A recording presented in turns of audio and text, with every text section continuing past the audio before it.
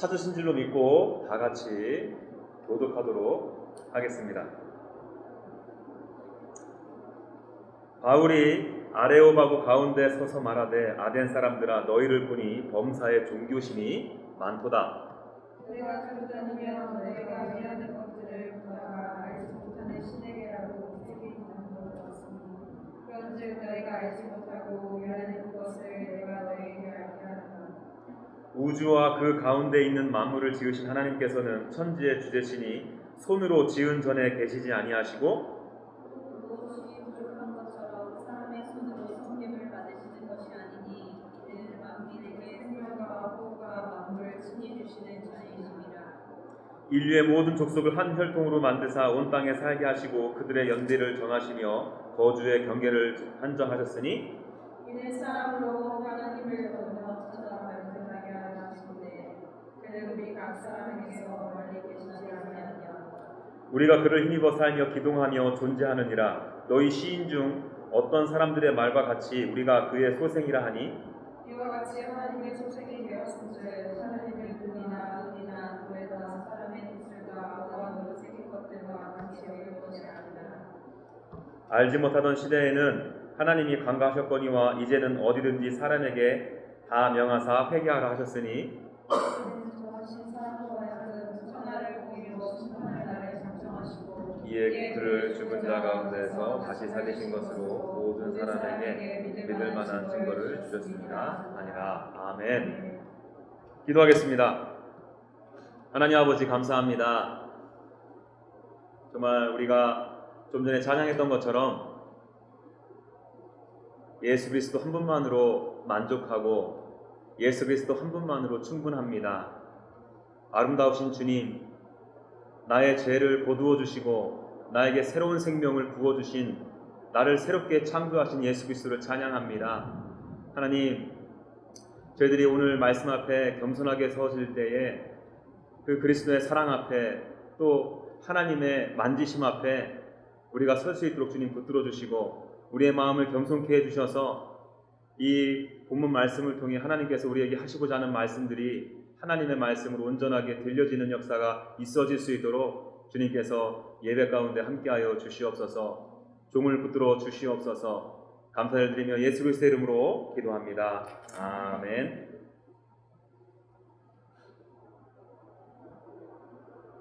오늘 본문 말씀은요, 사도 바울이 아덴에서 그리스도의 복음을 증거하는 장면이 소개되어지고 있습니다. 이 아덴이라는 곳은요, 지금으로 이야기하면 그리스의 아테네를 의미합니다. 그런데요, 이 사도 바울이 그 아덴에서 그리스도의 복음을 증거한 계기가 참 독특해요. 왜 그런지 한번 보겠습니까? 사도행전 17장 16절, 바울이 아덴에서 그들을 기다리다가 그 성에 우상이 가득한 것을 보고 마음에 격분하여. 여러분, 사도 바울이 복음을 증거한 계기가 무엇입니까? 마음이 격분하여 복음을 증거했음을 알 수 있는데요. 여러분, 제가 이거 좀 전에도 말씀드렸던 것처럼 이 마음이 격분되다라는 게 너무 독특하게 느껴져서 한번 원어를 찾아보았습니다. 그랬더니 이렇게 해석을 하네요. 그의 영이 분통이 터지고 있었다. 무슨 말입니까? 이는 사도 바울 안에 내주하고 있는 성령께서 말할 수 없는 탄식과 거룩한 분노를 사도 바울을 통해서 표출하고 있는 것이죠. 시쳇말로 이야기하면요, 성령께서 지금 뚜껑이 열리신 거예요. 바울 안에 내주하시던 성령께서 거룩한 분노를 표출하신 이유가 무엇일까? 좀 전에 읽었죠. 바로 우상 때문이었습니다. 학자들에 따르면 그 당시 아덴에는 무려 공식적으로 허락된 게 300개의 공식된 우상이 있었대요. 아울러 3만여 개의 신상이 있었다고 합니다. 여러분, 정말 아이러니 아닙니까? 그리스 아테네는요, 헬라 문화의 중심지였습니다. 인간의 학문과 철학이 꽃을 피우던 곳이 바로 아테네. 아름다운 문화의 열매를 맺는 곳이 바로 아덴이었다는 것이죠. 그런데 이렇게 인류의 문명이 아름답게 꽃피우고 열매를 맺는 곳에서 추악하게 그지없는 온갖 우상이 들끓고 있다는 것이 참으로 경악스럽습니다. 여러분, 그들이 얼마나 이 신에 대해서 개념이 없냐면 심지어 알지 못하는 신을 이 패를 적어서 이 신을 섬기기도 하였어요. 할 말 다 했죠. 여러분, 이 시대도 마찬가지 아닙니까? 지금처럼 인간의 학문과 또 과학기술이 최고조로 발달한 적이 있었을까요? 또 각종 문화가 얼마나 번창하고 있습니까? 그럼에도 지금 이 시대에도 수많은 우상들이 들끓고 있다는 것입니다. 물론 옛날처럼 신상을 만들고 신전을 만들지는 않습니다. 그렇다고 해서 우상이 자취를 감춘 것이 아니에요. 아주 보이지 않고 또 보이지 않게 또 은밀하고 강력하게 내 마음 가운데 역사합니다. 내 안에 욕망과 욕심이, 이기심이 있지요. 이것이 원재료가 되어서 얼마나 많은 우상들이 생산되어지는지 모릅니다. 마치 거대한 공장처럼. 저는 얼마 전에 팀 켈러 목사님께서 지으신 내가 만든 신이라는 책을 읽었습니다. 그 책의 소제목이 뭔가 보니까요, 하나님의 자리를 훔치다. 여러분, 이 소제목만 들어보셔도 이 팀 켈러 목사님께서 무엇에 대해서 말씀하시려고 하는지 아시겠죠? 그 목사님께서는요, 우상을 이렇게 정의하십니다. 한번 들어보십시오. 우상이란 무엇이든 당신에게 하나님보다 더 중요한 것이다. 무엇이든 하나님보다 더 크게 당신 마음과 생각을 차지하는 것이다. 하나님만이 주실 수 있는 것을 다른 데서 얻으려 한다면 그것이 바로 우상이다. 그러면서 우상의 종류들을 쭉 열거하시는데 한번 들어보십시오. 가정과 자녀, 직업과 돈벌이, 성취와 평론가의 호평, 체면과 사회적 지위가 다 우상이 될 수 있다. 로맨틱한 이성관계, 업계의 인정, 안전하고 편안한 환경, 외모나 두뇌, 정치나 대의 명분, 도덕과 가치관, 심지어 기독교 사역에서 성공하는 것도 다 우상이 될 수 있다. 여러분, 저는 이 팀 켈러 목사님께서 이렇게 열거하신 우상들을 쭉 관찰해 보니까요, 한 가지 공통점을 발견하게 되었습니다. 그것이 뭐냐면 바로 나와 아주 밀접한 관계가 있다는 거예요. 내 자아와 아주 직접적인 관련이 있다는 것입니다. 이 우상이라는 것은요, 철저히 자기 중심적인 사고에서 만들어지고 세워지게 됨을 알 수가 있어요. 내 안에 꿈틀대고 있는 정욕과 욕심이 잉태되어 하나님의 자리를 차지한 것입니다. 나도 모르게 그 우상을 사랑하고 믿고 순종하고 있는 것이죠. 우리가 잘 아는 이 금송아지 우상 사건을 살펴보더라도 어렵지 않게 알 수 있습니다. 출애굽기 32장 1절 볼까요?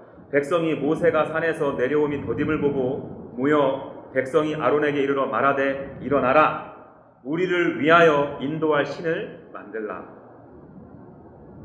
여러분, 여기 보니까 인도할 신을 만들라고 하는데 누구를 위하여? 우리를 위하여. 바로 나를 위하여. 이것 보십시오. 이스라엘 백성들 가운데 철저한 자기 중심적인 사고가 있었음을 어렵지 않게 확인할 수 있어요. 여러분, 그들 마음 가운데에서는 유일하신 하나님, 지존자이신 하나님은 온데간데 찾아볼 수 없습니다. 그들은 나를 위한 신이 필요했고요, 그 필요에 따라 금송아지 신상을 만들게 된 것입니다. 더 우울한 것은 그 금송아지를 마치 하나님을 사랑하듯 사랑하고 하나님을 예배하듯 예배했다는 것입니다. 출애굽기 32장 6절. 이튿날에 그들이 일찍이 일어나 번제를 드리며 화목제를 드리고 백성이 앉아서 먹고 마시며 일어나서 뛰놀더라. 이튿날에 그들이 일찍 일어나 번제를 드리며 화목제를 드리고 백성이 앉아서 먹고 마시며 일어나서 뛰놀더라. 여러분, 이 구절만 보면 이스라엘 백성이 지금 뭐하고 있는 것과 똑같습니까? 번제, 화목제 이거 어디서 많이 들어보지 않았어요? 응? 여러분, 이 구절만 보아서는요, 지금 이스라엘 백성들이 신령과 진정으로 하나님 앞에 예배하고 성도들끼리 그 안에서 복음 안에서 아름다운 교제가 있는 것처럼 보입니다. 그러나 이들은 아시는 것처럼 하나님을 섬긴 것이 아니죠. 하나님을 사랑한 것이 아닙니다. 나를 위하여 내가 사랑하여 내가 만든 그 우상 앞에서 마치 하나님을 섬기듯 섬기고 있는 거예요. 다 아시는 것처럼 이 사건으로 인해서 하나님께서 이스라엘 백성들 향해 진노하시죠. 아덴에서 우상을 보고 성령님께서 분통을 터뜨린 것과 똑같습니다. 여러분, 우리 스스로가 혹시 이런 질문을 한번 던져봐야 되지 않을까 싶어요. 혹시 내가 만들어 놓은 우상은 있지 않은가? 겉으로 볼 때는 그럴싸한 그리스도인인데 나 중심적인 사고로 인해 수많은 우상을 만들어내는 공장은 아닌가? 내 안에 있는 우상을 보시고 성령께서는 말할 수 없는 탄식으로 지금 근심하고 계시지는 않으실까? 이스라엘 백성들처럼 나에게 진노하고 계시지는 않으실까? 한번 가슴에 손을 얹고 정직한 심령으로 하나님께 여쭤봐야 되지 않을까? 사실 저는 이 본문 말씀을 묵상하면서 지난주 내내 이런 질문을 던지면서 하나님 앞에 묻고 물었습니다. 그리고 아울러서 이런 질문을 드렸어요. 주님, 내 안에 있는 우상을 정리하기 위해서 나는 어찌해야 되겠습니까? 우상 공장이 되어버린 내 마음이 어떻게 해야지 정리가 될까요? 그 묵상한 내용을 가지고 오늘 저는 여러분들과 함께 하나님의 말씀을 나누고자 합니다. 이 말씀을 통해서 여러분 가운데 아주 교묘하게 자리 잡고 있는 그 우상, 수많은 우상을 만들어내는 우상 공장들이 완전히 허물어지고 제거되어지는 놀라운 역사의 예배 시간이 되길 간절히 소망합니다. 자, 내 마음의 우상 공장 제거하기 위한 방법 첫 번째는요, 창조주 하나님이 믿어져야 합니다. 창세기 1장 1절을 보겠습니다. 여러분 다 아시죠? 태초에 하나님이 천지를 창조하시니라. 여러분, 성경에서 말씀하시는 하나님은 전지전능하십니다. 그분은 못하시는 것이 없어요. 능력의 하나님이십니다. 그 전능하신 하나님께서 무엇을 하셨냐면 바로 말씀으로 천지를, 온 우주 만물을 창조하셨습니다. 무에서 유를 창조하셨죠.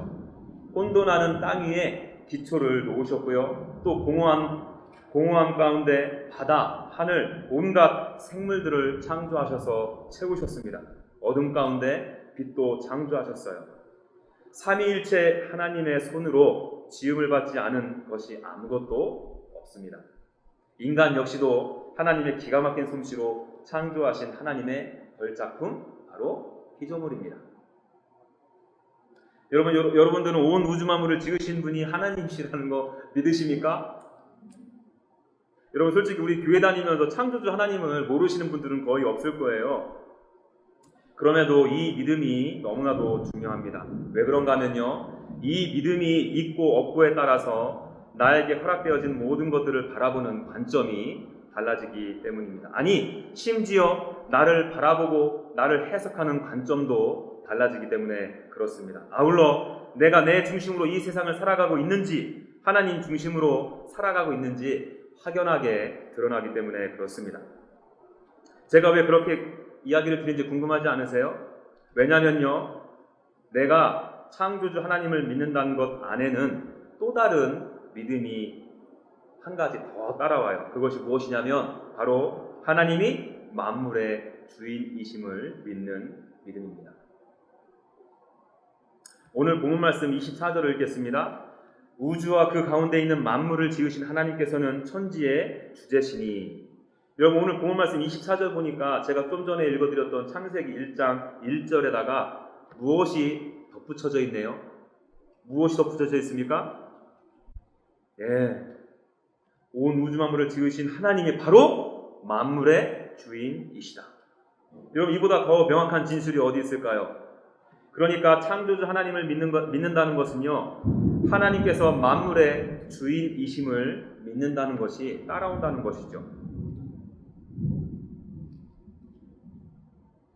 자, 그렇다면 좀 전에 여러분들 창조주 하나님을 믿으신다고 그렇게 아멘으로 화답하셨잖아요.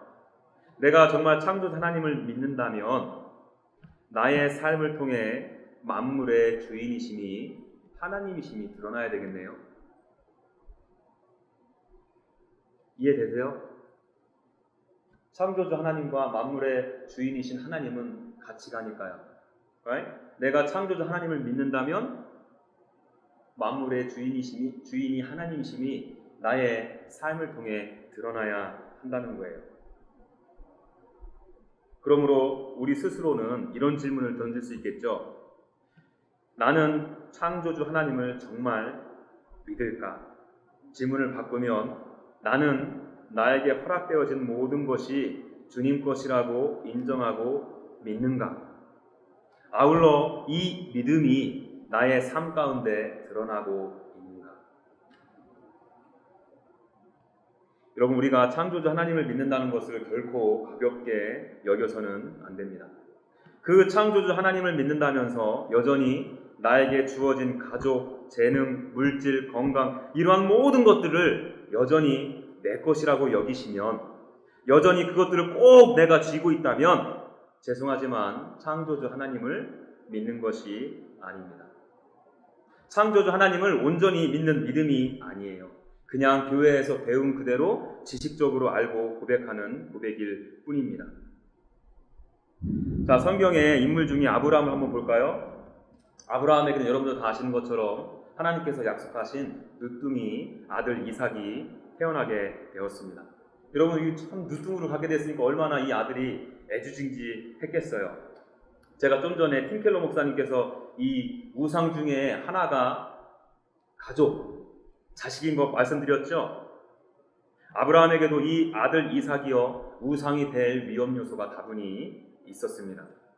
그런 아브라함에게 하나님께서 말씀하시죠. 창세기 22장 2절, 여호와께서 이르시되 네 아들 네 사랑하는 독자 이삭을 데리고 모리아 땅으로 가서 내가 너에게 일러준 한 산 거기서 그를 번제로 드려라. 그랬더니 실제로 아브라함이 어떻게 합니까? 그 이튿날 새벽같이 일어납니다. 이삭을 데리고 모리아 산으로 떠나요. 여러분, 이때 한번 상상해 보셨어요? 생각해 보셨습니까? 자기 아들을 번제물로 데리고 가기 위해서, 번제물로 드리기 위해서 사흘길을 걸어가고 있는 아브라함의 심정이 어땠을까? 내가 가장 아끼는 아들, 내가 이 세상에서 가장 사랑하는 아들을 제물로 드린다는 심정이 어떠했을까? 그럼에도 그는 창조주 하나님에 대한 믿음이 있었습니다.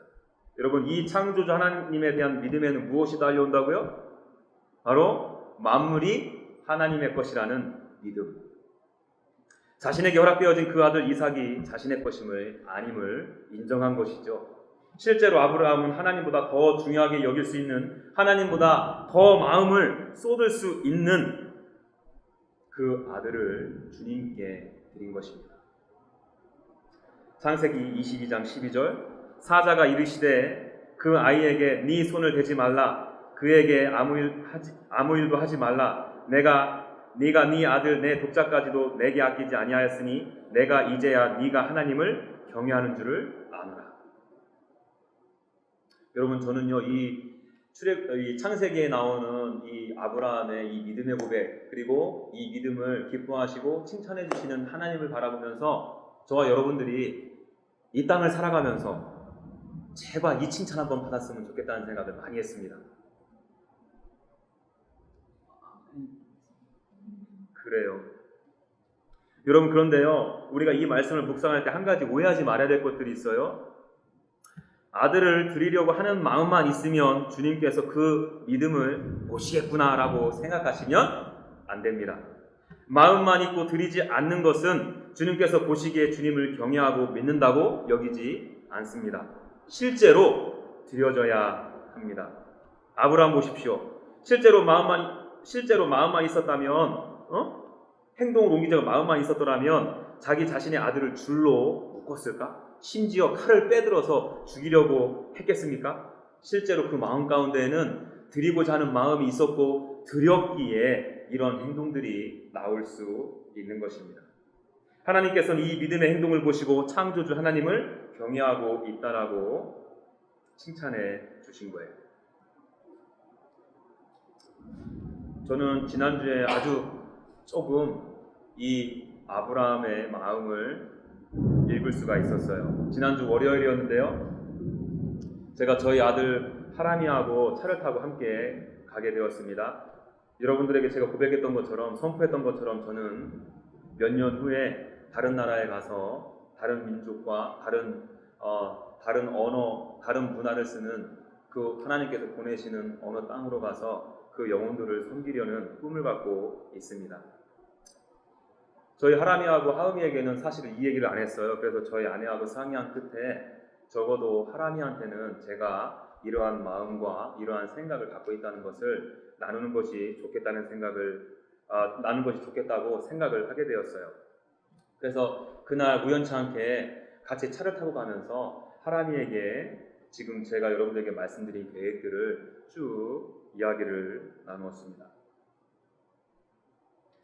참 어렵게 꺼냈어요. 제 아들에게 이런 말 하는 것이 쉽지 않음을 처음 깨닫게 되었는데요. 제가 한참 이야기하고 있는데 하람이가 그냥 묵묵하게 제 이야기를 듣고 있는데 가슴이 솔직히 많이 아팠습니다. 그리고 저의 이야기가 길어질수록 우리 하람이의 표정이 시무룩해지고 침통해져가는 모습을 보면서 제가 속으로 얼마나 울었는지 모릅니다. 아직 어린 나이를 두고 떠난다는 것이 부모된 입장으로서 얼마나 괴로운지요. 그러면서 주님께 운전하면서 이런 고백을 했어요. 주님, 제가 창조주 하나님을 신뢰합니다. 만물의 주인이신 주님을 신뢰합니다. 저에게도 아브라함 같은 믿음을 허락해 주십시오. 우리 아들, 아니 이 아들 주님 것이오니 주님께 올려드립니다. 주님께서 정말 제가 다른 나라에 가서 선교하시길 원하시면 이 아들 책임져 주십시오. 여러분, 내 마음에 우상 공장이 문을 닫기 위해서는 여러분들의 심령 가운데 창조주 하나님이 정말로 믿어주셔야 돼요. 온 우주 만물의 주인이 바로 하나님이심이 인정되어져야 됩니다. 나의 것은 아무것도 없어요. 다만 나에게 잠시 동안 허락되어진 것 뿐입니다. 여러분들도 여러분들의 학교, 직장, 꿈, 성공, 배우자 모두 주님께 내어 드리십시오. 마음만 갖고 있어서는 안 돼. 정말 드려야 됩니다. 그것이 여러분들이 진정으로 창조주 하나님을 믿는다는 증거이며 아울러 그 믿음이 여러분들의 마음에 있는 그 우상 공장을 제거하고 무너뜨리게 될 것입니다. 여러분, 이 부분이 인정되어지지 않고 믿어지지 않으면 우상은 영원히 여러분들의 마음속에서 수많은 우상들을 더 뿜어내게 될 거예요. 여러분, 창조주 하나님을 믿으십니까? 여러분들의 삶 가운데 그 믿음을 증명해 보이십시오. 여러분들이 가장 귀하게 여기는 것 주님께 올려드리십시오. 그리할 때 하나님께서 여러분들에게 너가 정말 창조주 하나님인 나를 믿고 나를 경외하는구나 라는 칭찬과 함께 여러분들 속에 뿌리 박혀 있는 그 우상들이 철저하게 제거되어지게 될 것입니다. 자, 내 마음의 우상 공장 제거하기 위한 방법 두 번째는요, 하나님의 생명력으로 충만해져야 합니다. 여러분, 예레미야 10장을 보게 되면 우상과 하나님을 간접적으로 비교해 볼 수 있는 구절이 나오거든요. 제가 먼저 예레미야 10장 11절을 읽어드리겠습니다. 너희는 그들에게 이르기를 천지를 짓지 아니한 신들은 땅 위에서 하늘 아래서 망하리라 하라. 여기 뭐라고 합니까? 천지를 짓지 않은 잡신들은 다 망한답니다.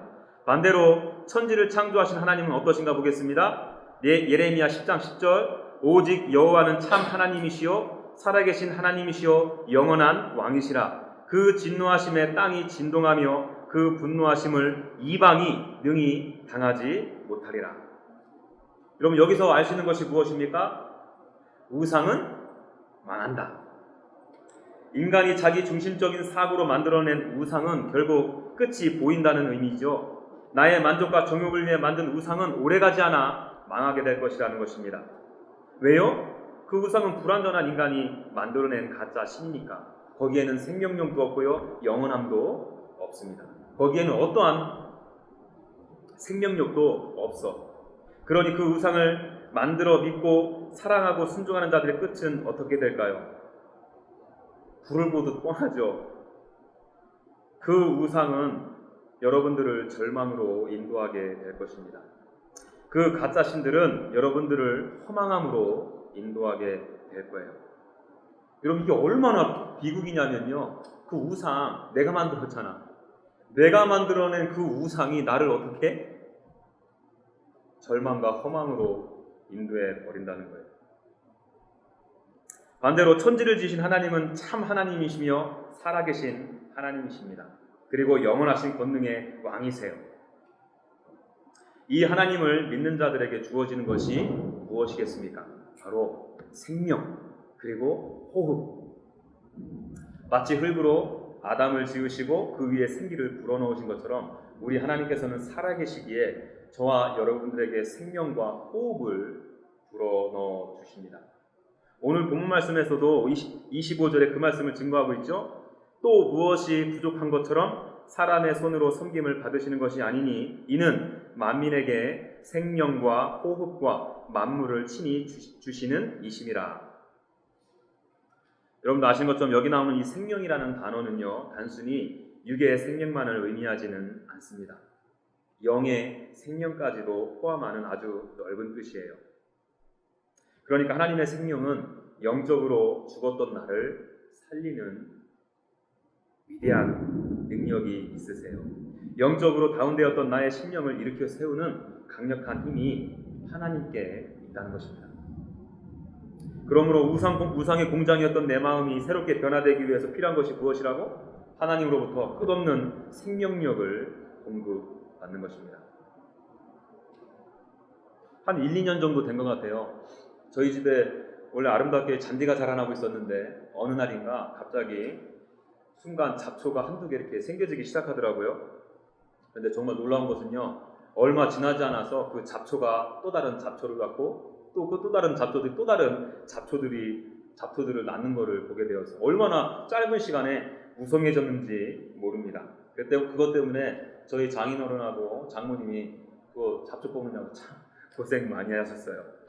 저희 장인어른이 이 잔디 뽑는 거를, 잔디 관리하시는 거를 가만히 보니까요, 잔디를 뽑고 그냥 놔두는 게 아니라 거기에다가 잔디 씨를 뿌리는 것을 보게 되었습니다. 계속 이 작업들을 반복해 나가다가 결국에는 정말 거짓말처럼 잡초는 없어지고 잔디가 아주 깨끗하게 자라나게 되는 것을 제가 확인할 수 있었어요. 여러분, 제가 이거 보면서 깨달은 것이 있는데요, 우리의 마음 가운데 이 우상, 죄악이 한번 자리 잡기 시작하면 걷잡을 수 없다는 거예요. 관리하지 아니하면 내 마음밭에 우상이라는 잡초가 순식간에 무성해질 수 있다는 것입니다. 그렇기 때문에 저와 여러분들이 내 마음 가운데 심겨진 이 우상이라는 잡초를 뽑아내기 위해 무진장 노력하고 애써야 합니다. 그리고 더 중요한 것은 우리의 심령에 생명의 씨앗을 뿌려줘야 한다는 것이죠. 아예 내 안에 더러운 생각, 시기심과 정욕과 욕심이 뿌리를 내리지 못하도록 계속해서 신령한 자양분을 공급해 주어야 합니다. 우리에게 필요한 신령한 자양분은 무엇이겠습니까? 성령의 감동으로 지은 하나님의 말씀, 성경. 이 성경을 여러분들이 주야로 묵상하십시오. 아울러 정해진 시간에 따라 큐티하십시오. 또 기도를 통해 하나님과 끊임없이 교통하십시오. 아울러 믿음의 동역자들과 복음 안에서 교제하십시오. 여러분, 제발 만나면 그 쓰잘데기 없는 남자 얘기, 연애 얘기, 연예인 얘기, 이 세상의 가십거리 그렇게 재밌습니까? 그런 얘기 이제 그만 좀 집어치우시고요. 미디어도 그만 보시고요. 신령한 것들을 채워 넣으십시오. 여러분, 내가 모르는 사이에 이 세상의 가치관을 자꾸 먹다 보면 내 안에 죄가 자라나게 되고 우상이 생겨지게 되고, 이 우상은 더 수많은 우상들을 만들어낸다는 것을 명심하십시오. 여러분, 내가 평상시의 삶 가운데 신령한 것들을 사모하고 주님의 신령한 젖을 사모하는지, 아니면 이 세상의 가치관을 추구하는지 이것을 우리가 어떻게 할 수 있는지 아십니까? 바로 저와 여러분들의 신앙의 열매를 통해서. 마태복음 7장 16절에서 18절 그들의 열매로 그들을 알지니 가시나무에서 포도를 또는 엉겅퀴에서 무화과를 따겠느냐. 이와 같이 좋은 나무마다 아름다운 열매를 맺고 못된 나무가 나쁜 열매를 맺나니 좋은 나무가 나쁜 열매를 맺을 수 없고 못된 나무가 아름다운 열매를 맺을 수 없느니라. 요한복음 15장 5절에서 6절 나는 포도나무여 너희는 가지라. 그가 내 안에 내가 그 안에 거하며 사람이 열매를 많이 맺나니 나를 떠나서는 너희가 아무것도 할 수 없음이라. 사람이 내 안에 거하지 아니하면 가지처럼 밖에 버려져도 마르나니 사람들이 그것을 모아다가 불에 던져 사르리라. 아까 말씀드렸죠. 우상에는 생명이 없다니까요. 우상은 영원하지 않다니까요. 내가 우상에 빨대를 꽂고 있다면 나의 영혼 또한 아름다운 열매를 맺지 못할 것입니다. 겉으로 다 드러나죠. 여러분들의 말과 행동으로. 그렇게 아무런 열매 없는 나는 어떻게 되겠습니까? 바라기는 생명이신 하나님, 살아계신 하나님께 접붙여져서 무한하신 생명력을 끊임없이 공급받기를 간절히 소망합니다. 여러분, 저는 오늘 여러분들과 함께 내 마음에 있는 우상 공장을 제거하기 위해 필요한 것 두 가지를 말씀드렸습니다. 하나는 창조주 하나님이 믿어져야 된다는 것, 그리고 생명이신 하나님께 접붙여져야 한다는 것입니다. 여러분, 내가 창조주 하나님이 믿어지고 생명이신 하나님께 접붙여지기 위해서 나에게 필요한 분이 누구십니까? 예수 그리스도. 왜 그렇죠? 예수님을 아는 것이 하나님을 아는 것이고요. 예수님을 본 것이 하나님을 본 것입니다. 또 예수님을 믿는 자는 하나님을 믿는 것이고 예수님을 영접한 것은 하나님을 영접한 것이기 때문에 그렇습니다. 여러분, 오늘 본문에 보여지는 사도 바울도 보십시오.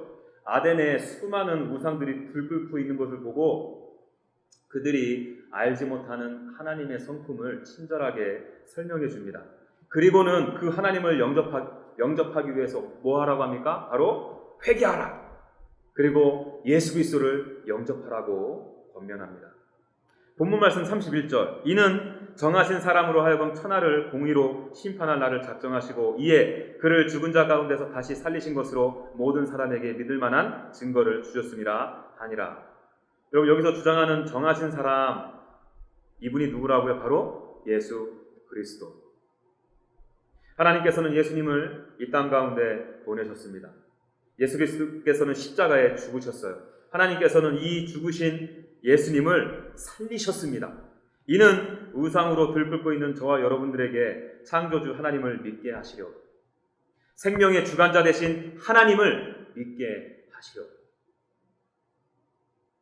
하나님께서는 오로지 예수 그리스도를 통해 그 길을 열어 주셨습니다. 다른 길은 없어요. 아울러 그 창조주 하나님께서 우리 독생자 예수 그리스도께 하나님의 모든 권한을 허락해 주셨습니다. 요한복음 1장 3절 만물이 그로 말미암아 지은 바 되었으니 지은 것이 하나도 그가 없이 된 것이 없느니라. 여기서 그는 예수님을 말합니다. 하나님께서 창조하실 때 예수님을 통해 이 온 우주 만물을 창조하셨다고 증언하고 있네요. 또 요한복음 11장 25절에서 26절 나는 부활이요 생명이니 나를 믿는 자는 죽어도 살겠고 무릇 살아서 나를 믿는 자는 영원히 죽지 아니하리니. 요한복음 6장 35절 나는 생명의 떡이니 내게 오는 자는 결코 줄이지 아니할 터이요 나를 믿는 자는 영원히 목마르지 아니하리라. 하나님께 생명이 있음을, 예수 그리스도께 생명이 있음을 지금 요한이 증언하고 있습니다. 여러분, 결국 우리 안에 있는 그 우상 공장을 잡아내기 위해서는 창조주 하나님, 생명의 하나님이 믿어져야 되는데 이 하나님을 믿는 믿음은 오로지 예수 그리스도를 통해서 가능하다는 이야기입니다. 다른 것 없어요. 예수 그리스도를 은혜로 믿어 영접하게 될 때 그 예수 그리스도께서 나의 마음의 중심에 차지하시고 앉아 계실 때 비로소 모든 우상들은 제거되어지고 파괴되어질 수 있는 것입니다.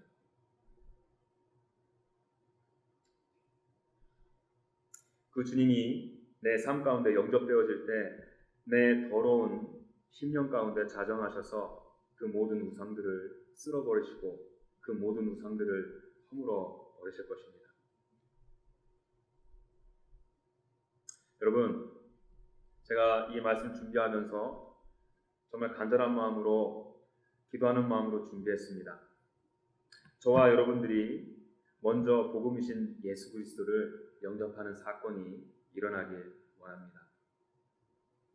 십자가 사건이 더 이상 많은 사람들이 알고 있는 이야기가 아니라 여러분들 각자의 사건이 되어지기를 간절히 원합니다. 아울러 이 땅 가운데 온 민족과 열방 가운데 복음 들고 나가야 돼요. 우상의 이름도 모르고 우상을 섬기던 아덴 사람처럼 내가 지금 무엇을 섬기고 있는지 모르는 채 우상을 섬기는 사람들이, 영혼들이 이 세상 가운데 수도 없이 많다는 거예요. 그들의 마지막은 뭐라고요? 허무, 절망. 여러분, 그들에게 나아가셔서 창조주 하나님을 선포하십시오. 생명 되신 하나님을 증거하십시오. 그리고 그 온전한 생명력, 온전한 창조주 하나님을 믿기 위해 필요한 예수 그리스도, 길이요 진리요 생명 되신 예수 그리스도, 그분을 이 세상 가운데 증거하십시오. 이 샬롯 도성이, 이 미국 땅이, 그리고 온 민족과 열방이 주님 앞에 나와 주님을 예배하고 경배하는 날이 어서 오기를 간절히 소망합니다. 우리 그 마음으로 하나님 앞에 찬양하며 나아갔으면 좋겠습니다.